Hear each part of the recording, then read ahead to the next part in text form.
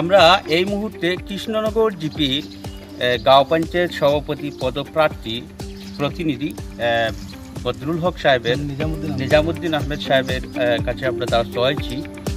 আমরা জানি আগামীকাল থেকে অর্থাৎ 30 থেকে প্রায় সভাপতির কাজ সরকারি হিসাবে শুরু হয়ে যাবে। এর আগে এখন পর্যন্ত এই মালেগড় জিপির 8টা জিপি কোনো একটা জিপি এখন পর্যন্ত সঠিক সিদ্ধান্ত নিয়ে সক্ষম হতে পারেনি।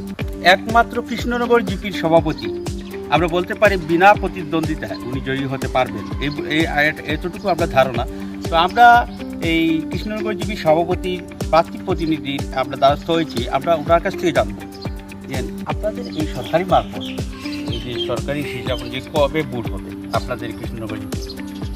আগামী করল অর্থাৎ 30/6/2025 ইংরেজি রোজ সোমবার। আপনি আপনার প্রার্থীর নাম?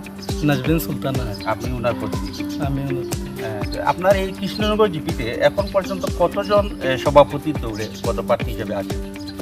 অ্যাকচুয়ালি তো প্রথম থেকে শুরু করে এখন পর্যন্ত আমার জানা মতে কেউ পদপ্রার্থী হিসাবে, সভাপতির পদপ্রার্থী হিসাবে কেউ আমার সঙ্গে আলোচনা করেনি এবং মতামতও হয়নি। আপনার হিসাবে আপনি বিনা প্রতিদ্বন্দ্বিতা আমি এখানে সভাপতি জিতবো বলে আমার ধারণা। 10 জন সদস্যের মধ্যে কতজন সদস্য এখন পর্যন্ত আপনাকে অনুমতি দিয়েছে, আপনি সভাপতি হিসাবে আপনাকে সমর্থন দিয়েছে?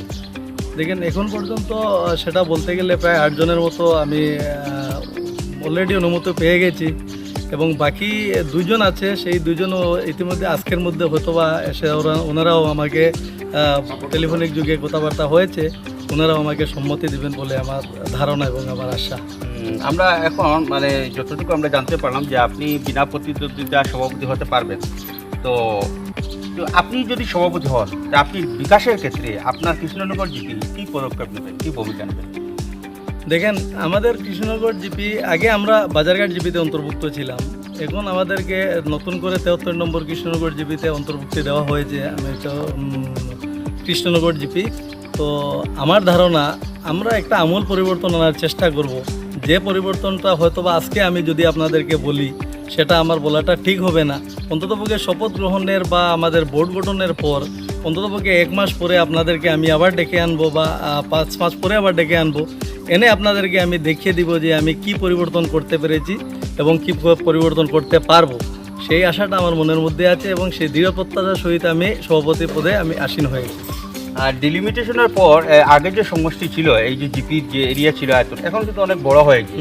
তো আপনি কি মনে করেন, আপনি যে সভাপতি হওয়ার পর যে ফান্ডটুকু সরকারের পক্ষ থেকে পাবেন সমহারে বন্টন করতে পারবেন বা সমহারে ডেভেলপমেন্ট করতে পারবেন এই ব্যাপারে? দেখেন, সেটা নিয়ে আমি আগে বললে হবে না, কিন্তু আমি বলতে হবে যে আমাদের মাননীয় পঞ্চায়েত মন্ত্রী শ্রী রঞ্জিত দাস মহাশয়, ওনার সঙ্গে এর আগেও আমার দেখা হয়েছে। উনি একজন ভালো মানুষ, ভালো মনের মানুষ। তারপর আমাদের যে করিমগঞ্জের মন্ত্রী কৃষ্ণেন্দু পাল মহাশয়ের সঙ্গে আমার যোগাযোগ হয়েছে অনেক সময়।